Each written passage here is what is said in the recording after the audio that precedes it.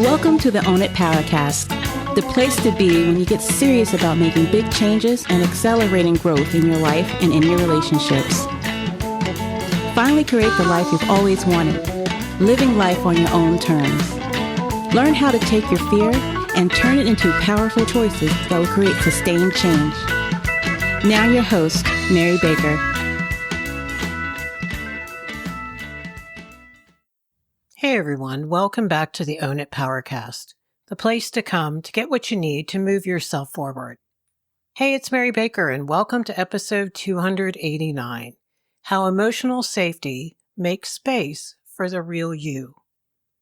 Welcome back as we finish out this month where we've been focusing on how to grab that courage you've been looking for and make those changes you've been talking about. One of the biggest environments that we need in order to create change for ourselves is emotional safety in relationships. And that mainly shows up in our communication.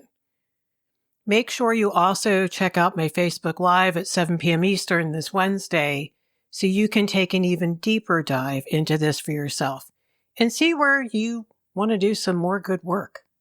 Okay, so what if the reason you hold back in conversations isn't just because you're guarded or avoidant, but because your nervous system is still bracing for what used to happen when you were honest?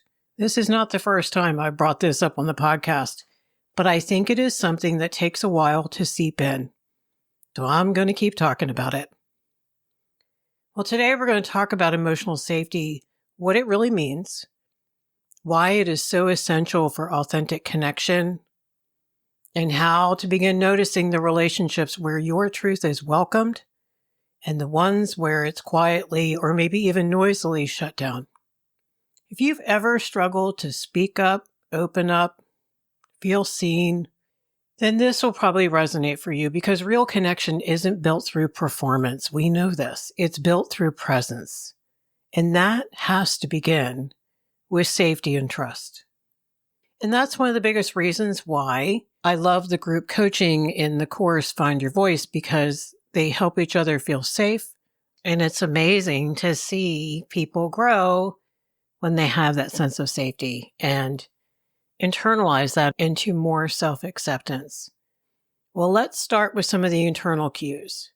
If you've ever felt yourself go quiet, maybe emotionally blank during a conversation, or just feeling overly agreeable, that is not just a quirk.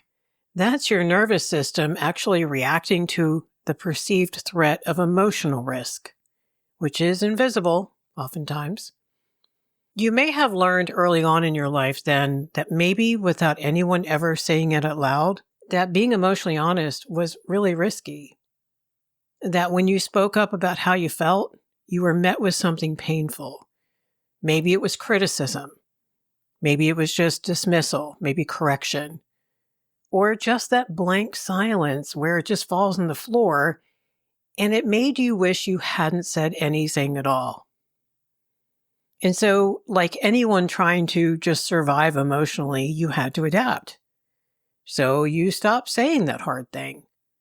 Maybe you made it a little lighter, a little easier, more palatable for the listener. You learned how to read the room before you spoke. And then you just automated this until you don't even realize you're doing it.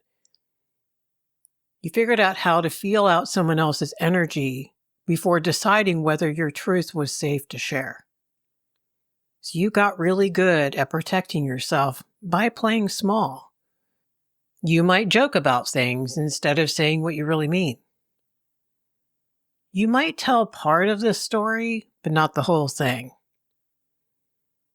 Maybe you change your tone, your truth, or even your timing so it doesn't make anyone feel uncomfortable. But the big cost of that strategy, you guessed it, is your authenticity. Because the more you filter, the more you shrink, or even, I would say, reshape your truths for other people, the more you have to become disconnected from yourself. And over time, you start to wonder, do people even know the real me? Or are they just connecting with the version I've curated to keep the peace? That's why they call it peace at any price. And that's where the deeper grief lies, I think. It's not just in being heard, but I think it's also in not being known. When I work with relationships, and unfortunately there's some infidelity, what I always hear is, well, the person that I stepped out with actually listened to what I had to say and maybe validated my feelings, where my spouse or my partner did not. It is such a core need that we're going to get it met in healthy ways or unhealthy ways. The other thing I want to talk about are like conversations that feel like landmines. Some relationships, I think, feel emotionally unsafe even when no one is yelling, no one's name calling or cussing or overtly disrespecting you, which is why it can feel so crazy making. Because nothing is technically wrong, but something doesn't feel right. And it's the subtle stuff. It's the snarky comment when you express a real emotion. It's that eye roll when you get vulnerable. It's the quick energy shift, like the tension, the sigh, the distracted glance away from you, right when you're starting to open up. Or, this is more common, it's that defensiveness that floods in the moment you try to share something you've been holding on to. So you feel the door close before you've even finished your sentence. These are subtle but very strong signs that your truth isn't welcome. Not fully, anyway. And guess what? Your nervous system knows it. Because even if you try to brush it off, you'll notice you start holding back. Maybe you'll rehearse what you want to say before you say it, or maybe you just don't say it at all. Usually we'll do it a couple of times until we stop. You'll start keeping the conversation surface level, not because you're unwilling to go deeper, but because you know it's not going to go well and you just don't want any more emotional punishment. This is how emotional danger trains us to self-edit. We water down what we feel. We shrink our needs. We minimize them. We choose connection over authenticity because in that moment, it doesn't feel like you can have both. The problem is that this isn't real connection. When someone can't hold the space for your feelings, maybe your boundaries, or just your truth, there is no room for intimacy and absolutely no room for growth. And unless something changes in the relationship or your willingness to speak your truth anyway, that emotional ceiling is going to stay right where it is. You'll keep choosing safety over self. And over time, that becomes its own kind of loss. Okay, so that gives you a sense of what I'm talking about in terms of when it doesn't feel safe. And the ways that you will consciously and or subconsciously adapt and become less authentic in order to stay in relationship with them. Now let's shift to what healthy actually sounds and feels like, because emotional safety isn't about someone always having the perfect words, the right tone, or God, even a script to follow. Something a fellow writer on Substack mentioned the other day, he said it's not about perfection, it's about presence. And I love that. It's about the person on the other side of the conversation being with you, being there emotionally, energetically, and relationally. You'll know you're in a safe dynamic when, first of all, you don't feel the need to rehearse everything before you speak. You know what I'm talking about? Like you don't run through every possible reaction in your head. You're not pre-editing your feelings for tone or maybe clarity or how it might land. You just say what's true in an emotionally honest way, by the way. Not an accusatory lashing out way, let me be clear. But you trust that the space can hold it and the person can handle it. You know you're in a safe dynamic when you're allowed to be unsure, sad, frustrated, angry, even wrong. Here's the key, without being punished for it. There's room for you to be human, and there's room for them too, to process out loud. to show up with all your messy in-between moments and not fear like withdrawal or they're going to be correcting you or give you that cold wall of silence. The other person actually listens with curiosity and care. And here's the key, instead of rushing to fix or correct or defend. Because they're not there to control or win the conversation. They're just there to understand, which means they can have healthy detachment. They might ask thoughtful questions. They check in with your experience. They stay open, even if it's uncomfortable. You know it's safe because you can walk away feeling calmer, not more confused or anxious or on edge. You don't leave the conversation rehashing every word either. You're not laying awake up in your head, replaying it, wishing it was different. You're not blaming yourself for bringing something up. You feel steadier, I think, because the way you were met brought you closer to yourself, not further away, and that's really important. This is what emotional safety sounds like.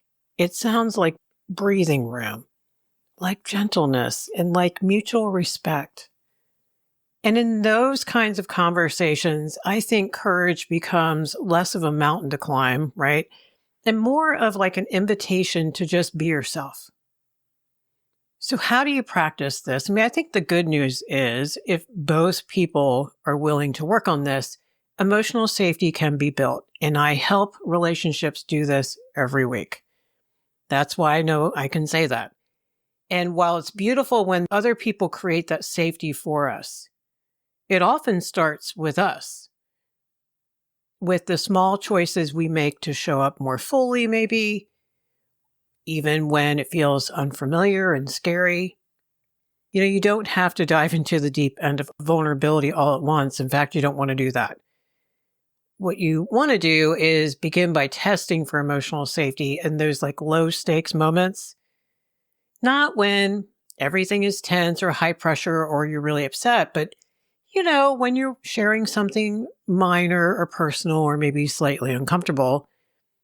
And here are some things I want you to try to notice. First of all, do they even give you space to finish your thought, or do they interrupt? Do they respond with curiosity or deflect or dismiss it? Do they try to fix your feelings immediately and tell you what to do? Do you feel more relaxed after sharing or maybe more guarded? If someone shows they can meet you with some openness on the little things, it's a good sign they can hold space for bigger things. And when you do want to be more honest, but fear holds you back, I think it's really helpful to know what the heck to say. Because remember, if you haven't been doing this in your relationships, you don't even know how to say things or what to say. Here are a few to kind of think about and try to find at least one or two that resonates with you. They don't have to be one of these, but I'm giving you the idea. The first one is, this is really hard for me to share, but it feels really important. And then you share the thing. So these are kind of like openers. They open the door. Another way you can say it is, I'm not sure how to say this, and I hope it comes out okay. And thirdly, I'm worried I might be misunderstood, but here's what I'm feeling. So these phrases, I don't think weaken your honesty. I think they support it. They give your nervous system something to lean on, which is really important. They ease you into, I think, a deeper truth without flooding you. And that's why it's important to say, I'm worried about saying this, but here's what I need to say, because I'm worried about saying this, or I'm afraid you're going to be upset or whatever. That's the fear/shame that you just throw right on the table. Once that's out of the bag, it's fine, typically. Little by little, you're practicing acts of honesty, and you're sharing them in safe places. You have to be really choosy who you pick. But this actually, over time, helps you rewire your system, because they help your body to unlearn that old belief that truth leads to rejection or worse. They teach you that you can be real and still be safe. with the right people, that you can be messy and still be held. And every time that happens for you, guess what? I think your confidence grows. I think your clarity strengthens and your trust in yourself begins to rebuild. And this is what I think healing looks like. I don't think it's a grand moment. I think it's a series of small, tiny steps every time you share your truth and it goes well. Because these are the truths that I think bring you closer to your voice, closer to what you need, and your freedom. So here are 3 questions I want to ask you, and I just want you to think about whatever truth comes up immediately for you before you think about it, because that's usually what it is, your truth. And whatever comes up is meant to come up because you're ready to look at it. Okay, first one. When was the last time you held back something true in a conversation? What were you afraid would happen if you shared that? When was the last time you held back something true in a conversation, and what were you afraid would happen? The second one, who in your life helps you feel steady even when you're struggling or unsure? Who in your life helps you feel steady even when you're struggling or unsure? And the last one, how can you practice just a little more honesty this week with someone or a few folks who have shown that they can actually hold it? And how do you know that? So today we talked about how we can find ourselves holding back in conversations, choosing our words carefully, scanning the other person's face, maybe trying to do everything we can to avoid conflict. Because emotional honesty isn't something we magically access. It's something that grows in the presence of safety. So today we talked about how emotional safety actually impacts your ability to be authentic in real time. And why you can't build connection in relationships where conversations feel like landmines. It's just not possible. Then finally, we talked about the difference between environments where your truth is welcomed and the ones where it is some way, some shape, somehow shut down. Then we ended with knowing what to look for when you're testing out emotional safety with someone, how to practice small moments of little truth-telling without overwhelming yourself, and why the healthiest people in your life don't just put up with your feelings, they make space for them. Thank you so much for joining me today.